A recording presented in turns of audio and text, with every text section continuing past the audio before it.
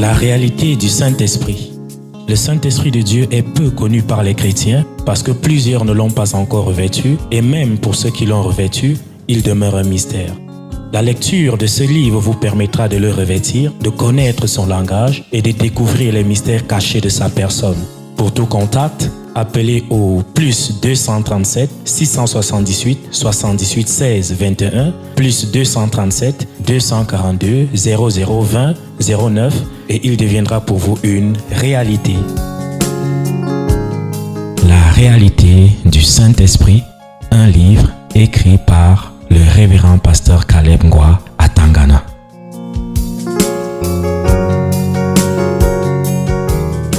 Voilà, on va entamer la troisième partie de ce sous-thème qu'on a commencé depuis le mois de juin, que notre justice doit surpasser celle des scribes et des pharisiens. C'est très important. Matthieu chapitre 5. Lisons du verset 17 au verset 20. Matthieu 5, verset 17 à 20. C'est Jésus qui enseigne et qui dit: ne croyez pas que je suis venu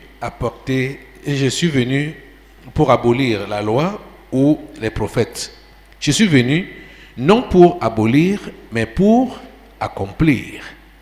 Car, je vous le dis en vérité, tant que le ciel et la terre ne passeront point, il ne disparaîtra pas de la loi un seul iota ou un seul trait de lettre, jusqu'à ce que tout soit arrivé.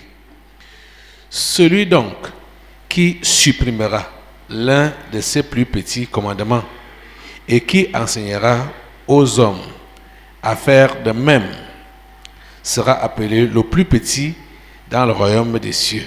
Mais celui qui les observera et qui enseignera à les observer, celui-là sera appelé grand dans le royaume des cieux.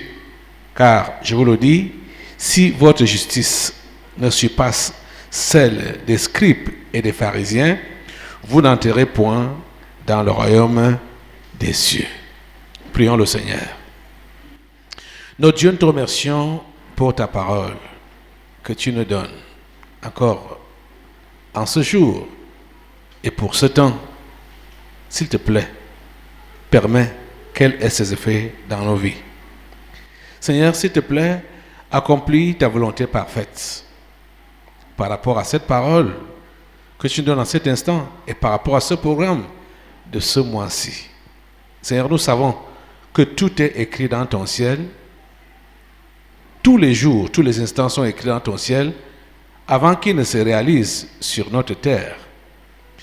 C'est pourquoi nous te demandons, Seigneur, que ta volonté soit faite sur la terre comme au ciel. Que ta volonté soit faite dans nos vies comme au ciel. Ce que tu as planifié pendant ce programme, Seigneur, réalise cela.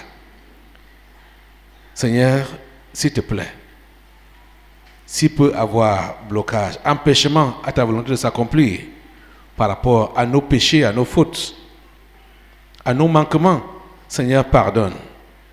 Seigneur, s'il te plaît, pardonne et accomplis ta volonté dans nos vies, Seigneur. Accomplis ta volonté dans notre nation, dans nos nations et dans ce monde. S'il te plaît, Seigneur, fais-le. Nous te supplions, au nom de Jésus-Christ de Nazareth, ton Fils. Amen. Amen. Soyez tous les bienvenus au Tabernacle de la Liberté. Soyez tous les bienvenus à ce programme, tous ceux qui nous regardent et qui nous écoutent dans le monde entier. C'est le séminaire du mois d'août qui commence comme ça. Ce programme que le Seigneur nous a imposé depuis des années aujourd'hui, pendant qu'on évoluait dans les sous-thèmes passés, il y a eu des moments où on pensait qu'on était déjà arrivé à bout, sans savoir qu'on ne faisait que commencer. Parce que le thème général, c'est la délivrance des esprits familiers et de la sorcellerie. C'est ça qui nous conduit jusqu'à ce jour. On ne fait que développer des sous-thèmes à l'intérieur de ce grand thème-là. Et nous sommes en train de voir que la délivrance parfaite se réalise quand les concernés ne viennent pas, quand je dis les concernés, ça dit ceux qui profitent de la délivrance, ne viennent pas seulement chez Dieu pour prendre des délivrances, prendre les grâces, les bénédictions, les guérisons, mais quand eux-mêmes se conforment aux prescriptions de Dieu. C'est là que non seulement les délivrances impactent réellement leur vie, mais sont durables et peuvent également, leur vie, peuvent maintenant également aider d'autres. Le salut n'est pas facile à conserver. Le salut est facile parce que la parole de Dieu est une semence. Et bon, quand on lit la parabole du semeur, on voit que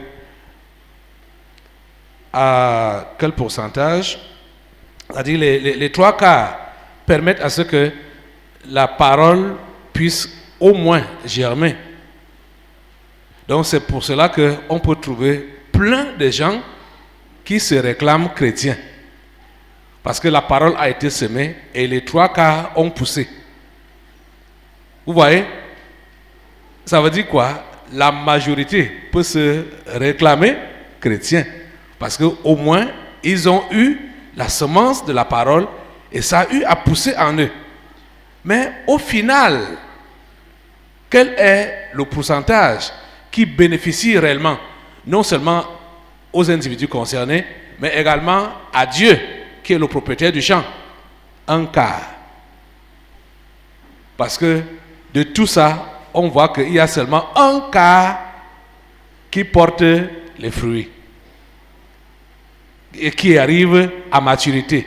Seulement un quart de toute la parole qui a été semée.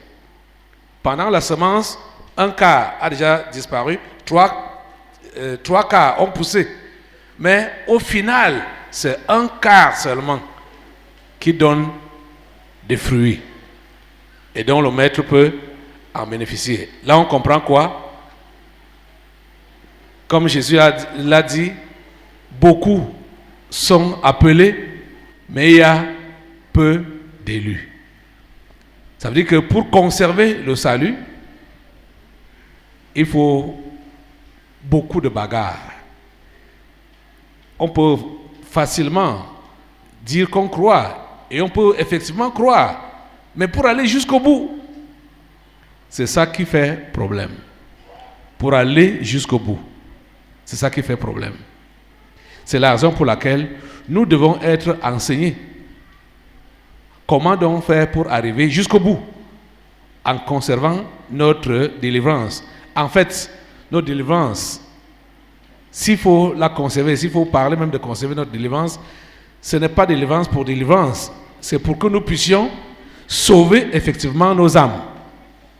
Parce que c'est ce que le Seigneur recherche en nous, c'est-à-dire le salut de nos âmes. Parce que le verset 20,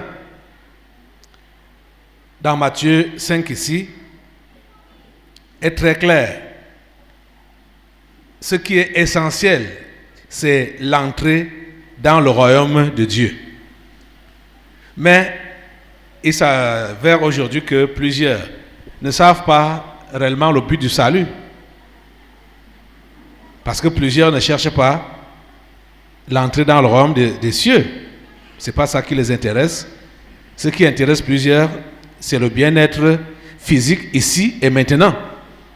C'est la raison pour laquelle ils sont attirés par ce qui peut leur procurer ce soi-disant bien-être-là. Même si les méthodes ne sont pas bibliques, même si les méthodes ne sont pas divines, c'est-à-dire ne sont pas de Dieu, pourvu qu'ils aient quelque chose qui va leur donner un semblant de satisfaction sur la terre, ils sont prêts à adhérer. Vous voyez, ça ne devrait pas être comme ça. C'est pourquoi Jésus s'est adressé particulièrement à ses disciples et il leur enseigne ce n'est pas à eux seuls, à nous. Il enseigne que nous devons comprendre que la parole de Dieu qui a été envoyée au travers de ses prophètes, depuis le premier prophète officiel, celui qui a mis par écrit les premiers 5 livres qui nous révèlent qu'il y a eu d'autres prophètes avec qui Dieu a eu à traiter, comme Abraham, je veux dire donc Moïse, qu'à partir de lui, tout ce qui a été révélé, qui a été dit et qui a été écrit par ces hommes de Dieu, on ne peut rien changer. On ne doit rien changer. On ne doit pas croire ou penser que les écrits sont vieillots quand ça a été écrit il y a 5000 ans ou 6000 ans. Et comme même aujourd'hui, il y a pour certains, les écrits de 2000 ans, donc avec Jésus, les évangiles, c'est déjà vieux, il faut déjà moderniser. Il faut rendre ça d'actualité. C'est pourquoi Jésus enseigne ici et nous dit qu'il n'est pas venu pour abolir la loi ou les prophètes. Il n'est pas venu pour annuler ce que les anciens prophètes avaient enseigné, ce que les prophètes avaient prophétisé et avaient consigné par écrit. Il n'est pas venu abolir cela. Il est venu pour accomplir cette loi. Il est venu accomplir cette parole de Dieu. Donc Jésus-Christ est l'accomplissement de toutes les Écritures depuis la Genèse jusqu'à Malachie. Et voyons maintenant depuis Matthieu jusqu'à Apocalypse, parce que le Nouveau Testament parle donc de son arrivée. Et ici, nous sommes en train de lire ses propres propos, ses propres paroles de son vivant sur terre, sur la terre des vivants, sur la terre des hommes. Donc, je veux déjà que tous ceux-là qui m'écoutent, vous qui êtes ici, et ceux qui écoutent ou regardent ce programme partout dans le monde, comprenez que vous ne devez pas prendre les Écritures, la parole de Dieu, comme n'importe quel livre. Quand déjà quelqu'un prend la parole de Dieu, les Écritures, la Bible, comme n'importe quel livre, il ne peut pas lui accorder du sérieux.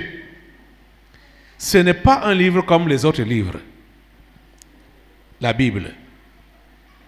Mais vous allez être surpris que même ceux-là qui se disent hommes de Dieu, prêtres, prophètes, pasteurs, ils vont vous dire qu'il ne faut pas prendre la Bible, c'est-à-dire tout ce qui est dans la Bible comme ça.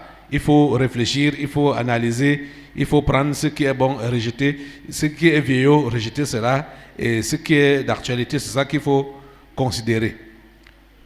Et c'est d'eux, justement, que Jésus parle ici.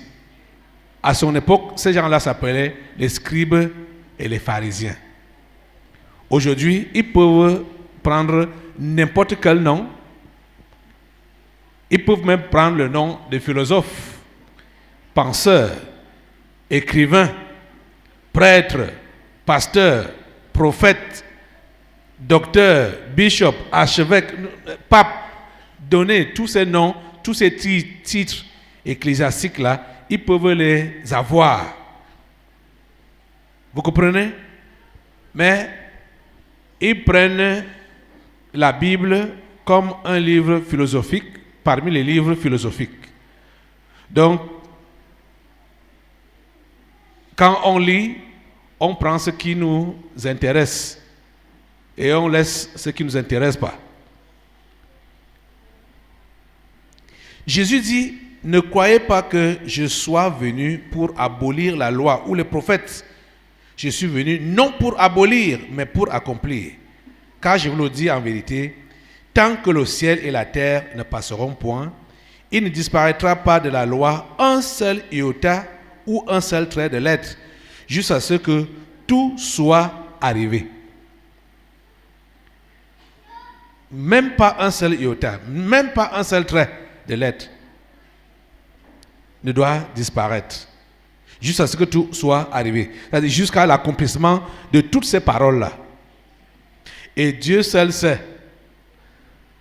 comment il a scellé sa parole, les temps et les périodes qu'il a prévus pour leur accomplissement.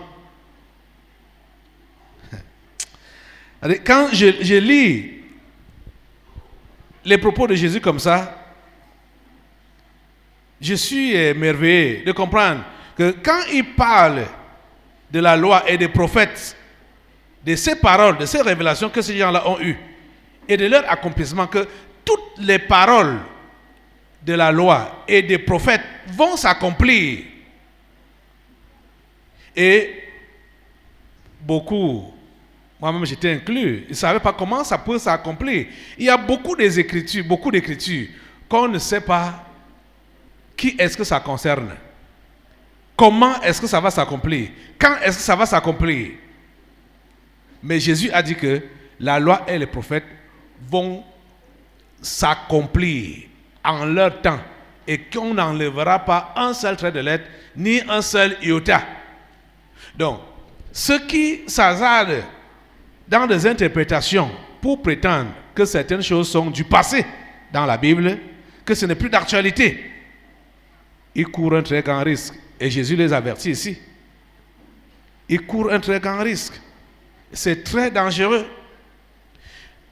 Entre nous, qui pouvait croire que Ésaïe 19, par exemple,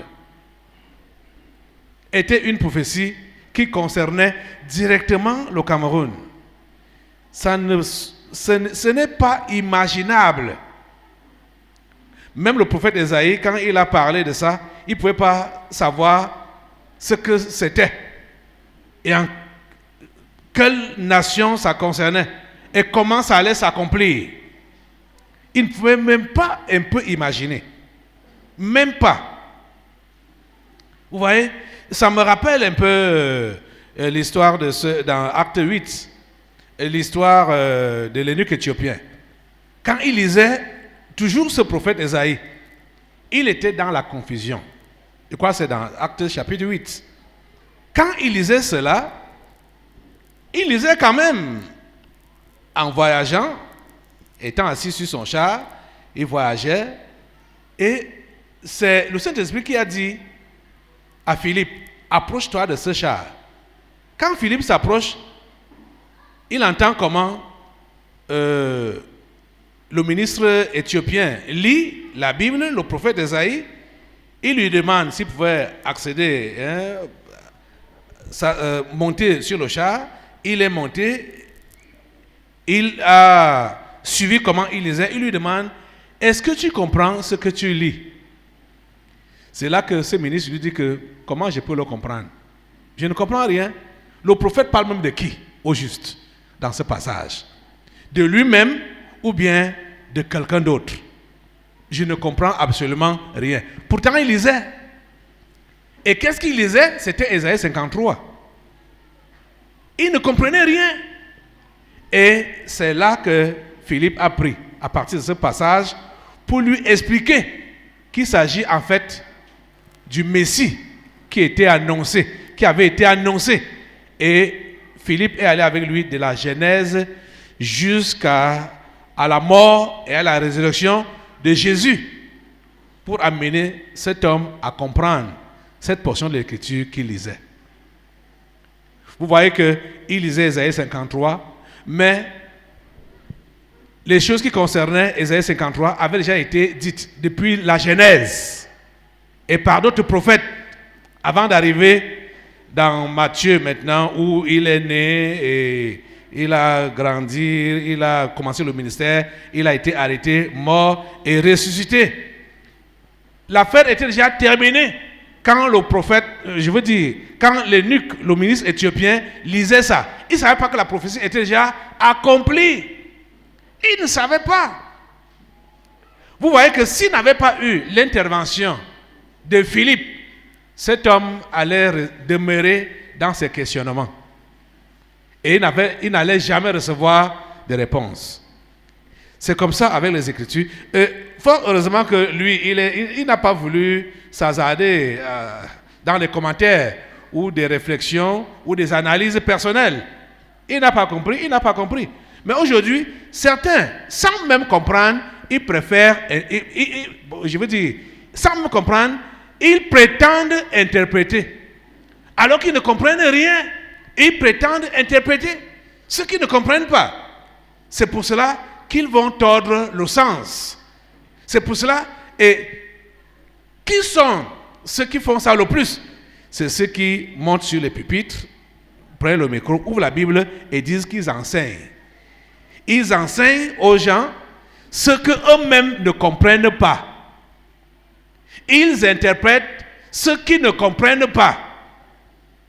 Parce que non seulement c'est voilé, mais ils n'ont pas l'esprit de Dieu pour pouvoir leur révéler ces Écritures.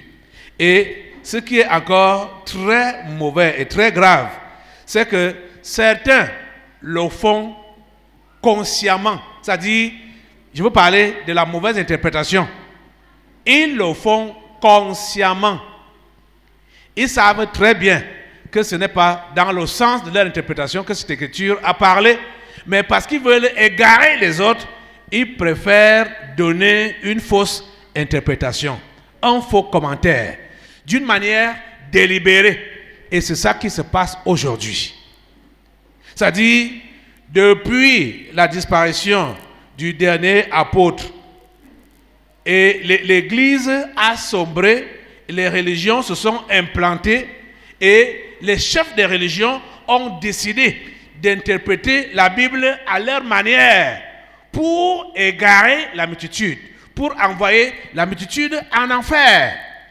Fort heureusement que Jésus en avait parlé. Jésus avait averti.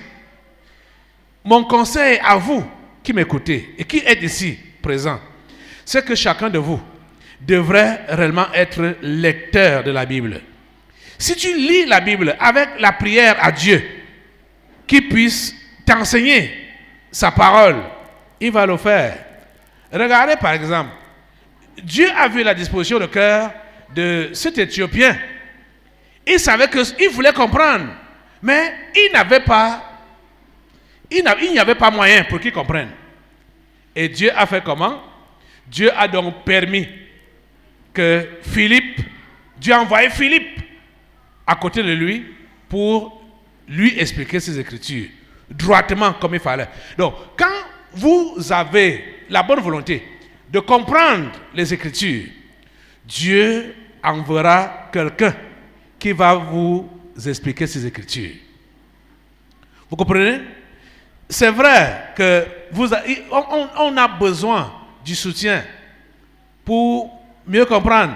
Et la personne la mieux placée pour nous expliquer les Écritures, c'est la personne du Saint-Esprit. Parce que c'est cette personne-là que Dieu a promise. Et Jésus a dit que quand il viendrait, il vous conduira dans toute la vérité.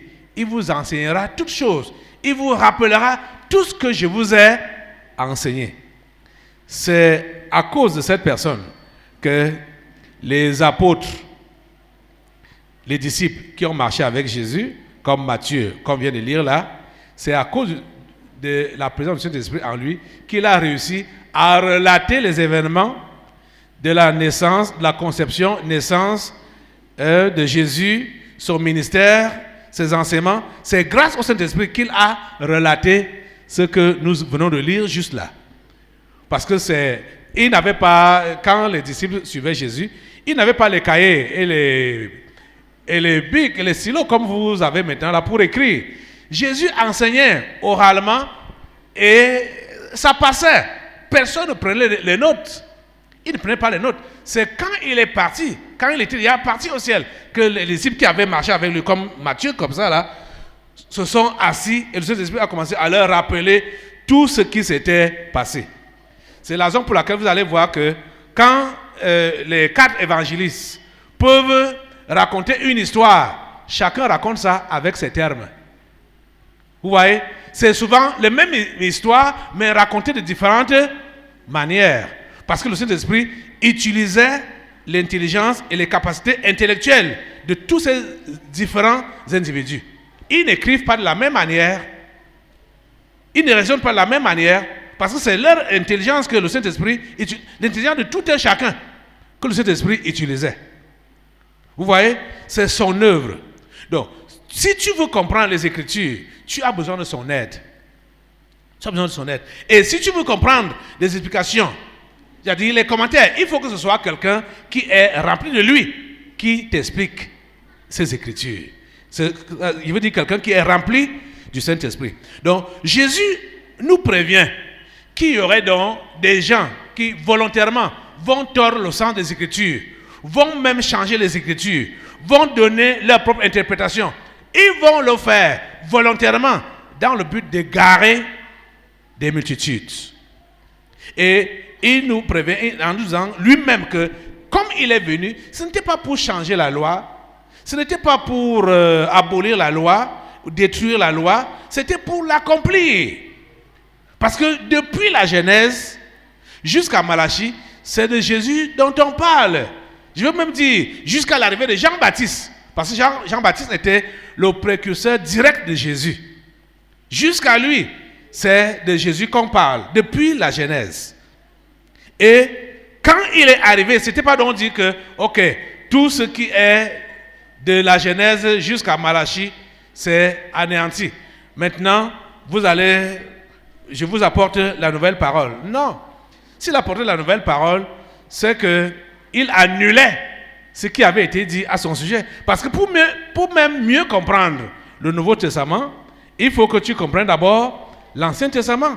Parce que c'est lui qui annonce le Nouveau Testament. Ce qui devait arriver. C'est-à-dire l'accomplissement du plan de Dieu concernant le rachat de l'humanité. Le rachat des humains. Jésus dit donc que, je repars au verset 18 de Matthieu 5, « Car je vous le dis en vérité, tant que le ciel et la terre ne passera point, il ne disparaîtra pas de la loi un seul iota ou un seul trait de lettre, jusqu'à ce que tout soit arrivé. » Tout soit arrivé, tout doit être accompli dans les Écritures. Tout doit être accompli avant la fin des temps. Et il dit donc au verset 19, « Celui donc qui supprimera l'un de ses plus petits commandements, il dit l'un de ses plus petits commandements, et qui enseignera aux hommes à faire de même, sera appelé le plus petit dans le royaume des cieux. » Vous voyez que Jésus avait déjà su ce qui devait arriver après lui.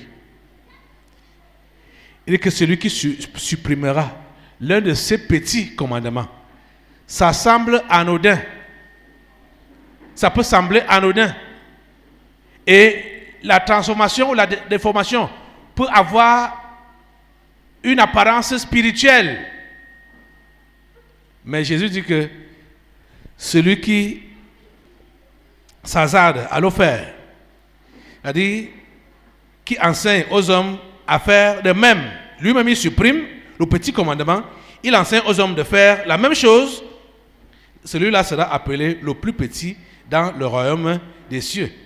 Mais celui qui les observera et qui enseignera à les observer, celui-là sera appelé grand dans le royaume des cieux. Commençons d'abord par la suppression des petits commandements ou du plus petit commandement. Vous savez, quand Dieu a parlé à Moïse pour lui donner les 10 paroles, les 10 commandements, il a donné seulement 10 paroles. Je crois que c'est pour cela que Jésus parle de petits commandements. Parce que ce n'est pas beaucoup, ce n'est pas un grand livre que Dieu a écrit, c'était seulement 10 paroles, 10 recommandations. Et si sur les 10, tu soustrais seulement un petit, C'est comme si rien n'a été fait, non? Hein?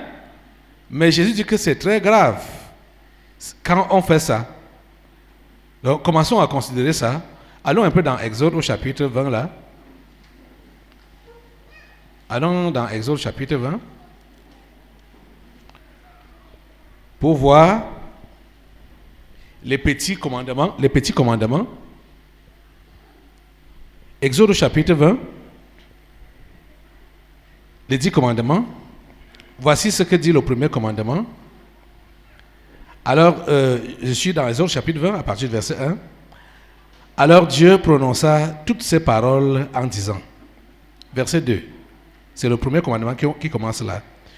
Je suis l'Éternel ton Dieu, qui t'ai fait sortir du pays d'Égypte, de la maison de servitude. Tu n'auras pas d'autre Dieu devant ma face. La Bible dit bien que, voilà le premier commandement, hein? Tu n'auras pas d'autre Dieu devant ma face. Je suis l'Éternel ton Dieu qui t'ai fait sortir du pays d'Égypte, de la maison de servitude. Tu n'auras pas d'autre Dieu devant ma face. Est-ce que vous savez que dans le monde là-bas dehors, plusieurs ont même déformé ce commandement. Les parents païens, quand leur enfant s'engagent dans les choses de Dieu, ils vont dire que ce que tu fais là n'est pas bien. Nous sommes d'abord tes dieux. C'est nous, les parents, qui sommes d'abord ton Dieu. Vous avez entendu des propos de ce genre-là, non? Mais là, c'est très grave. Ce n'est pas ça que Dieu a dit.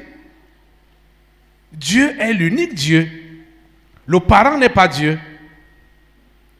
Vous comprenez? Le commandement qui concerne le parent vient après.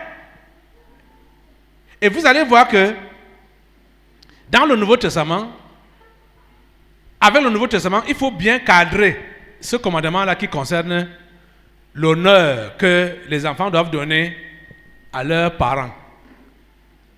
C'est bien précisé dans le Nouveau Testament que selon le Seigneur. Ça veut dire d'après les recommandations de Dieu, que les enfants sont appelés à honorer leurs parents. Chez nous, ici au Cameroun, c'est courant là-bas à l'ouest que l'on dise que nos dieux, ce sont nos parents. Que les dieux des gens, c'est d'abord leurs parents. C'est ce qui est courant à l'ouest. C'est pourquoi là-bas, on ne s'amuse pas, on ne blague pas avec la famille. On ne blague pas avec la famille. N'oubliez pas que nous sommes en train de parler de la délivrance, des esprits familiers et de la sorcellerie. Quand dans ta mentalité, tu as déjà pris tes parents comme tes dieux, tu comprends que naturellement, tu es sous la domination des esprits familiers. Naturellement. Confesse ta foi n'importe comment. Dis que tu es dans l'église, je ne sais pas quel est le nom que tu vas donner pour montrer que c'est une église qui est même la création de Dieu lui-même. Tant que tu as encore tes parents comme tes dieux, Dieu n'est pas ton Dieu. Dieu n'est pas ton Dieu. Il ne te connaît pas comme son enfant. Parce qu'il a dit que tu n'auras pas d'autre Dieu devant ma face. Ça c'est clair. Vous voyez qu'aujourd'hui, ça fait vraiment problème. Quand quelqu'un dit qu'il croit en Dieu, en vrai, cette personne qu'on connaissait auparavant, comme un cas de société, alcoolique ou prostituée ou délinquant, nommer toutes les mauvaises habitudes que celui-là pouvait avoir ou celle-là pouvait avoir. Mais dès que la personne croit en Jésus, en vérité, ça devient un problème dans la famille. Directement, ça devient un problème dans la famille. Et écoute-moi très bien. Si tu dis que tu es chrétien et tu n'as pas encore connu des tribulations dans ta famille directe là, comprends que tu n'as jamais été chrétien. Tu n'as jamais été chrétien.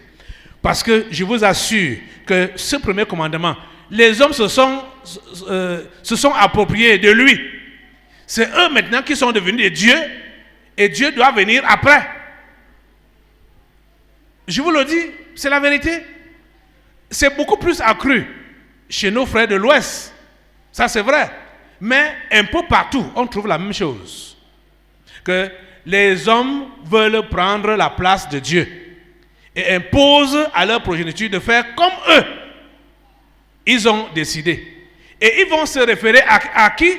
Ils vont se référer à leurs ancêtres. Que chez nous, dans notre famille, ça a toujours été fait de cette façon. On ne connaît pas ta façon là. Vous comprenez? Et la seule église qu'il pourrait te recommander, c'est l'église catholique.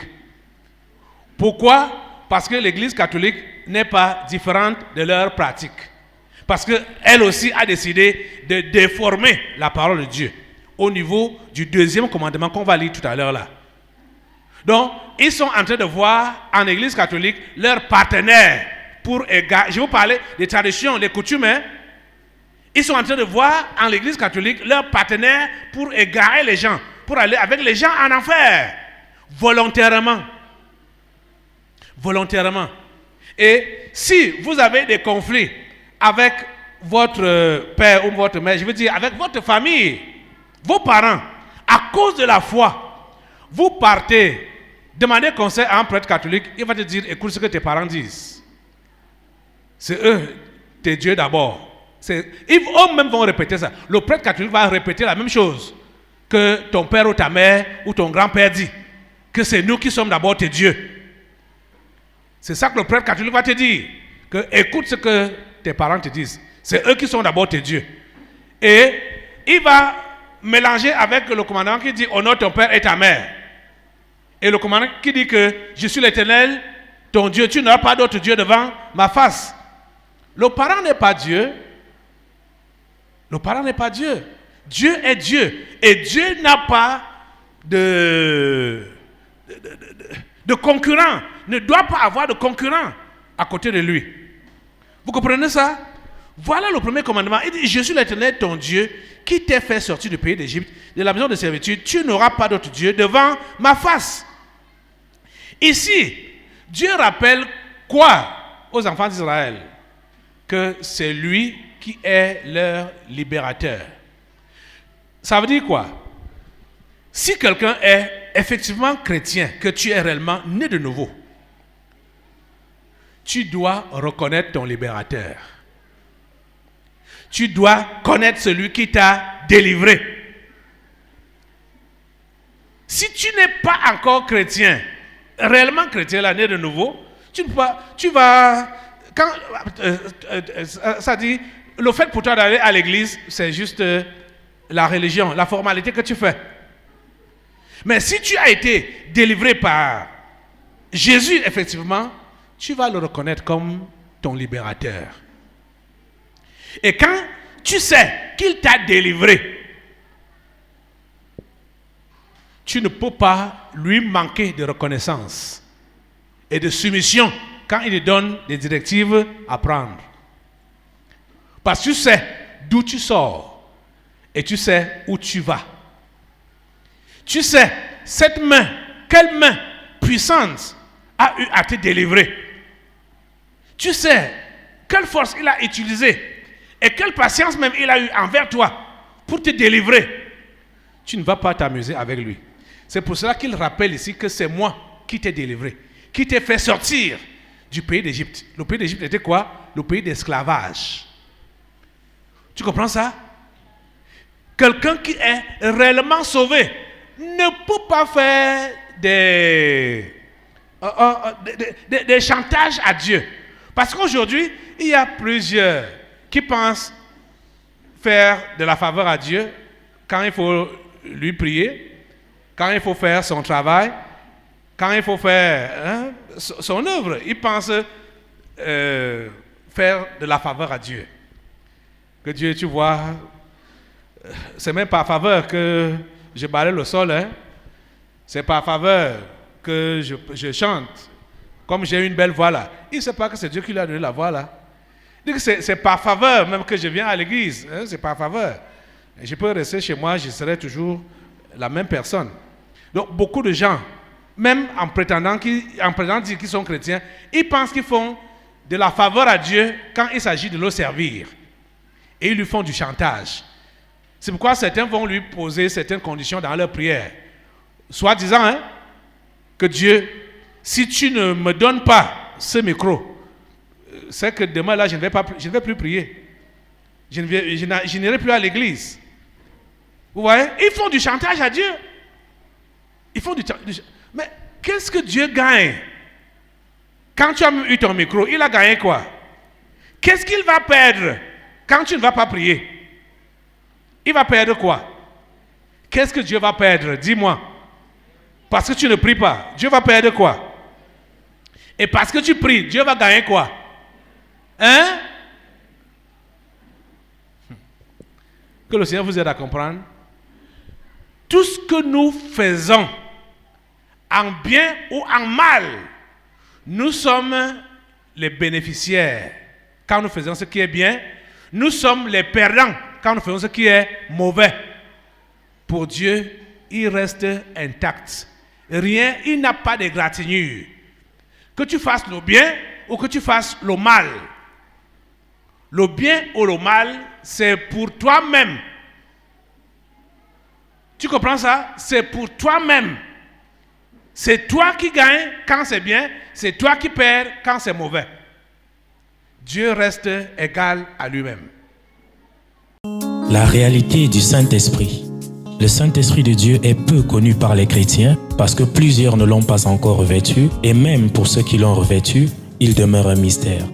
La lecture de ce livre vous permettra de le revêtir, de connaître son langage et de découvrir les mystères cachés de sa personne. Pour tout contact, appelez au plus 237 678 78 16 21 plus 237 242 0020 09 et il deviendra pour vous une réalité. La réalité du Saint-Esprit, un livre écrit par le révérend pasteur Caleb Ngwa à Tangana.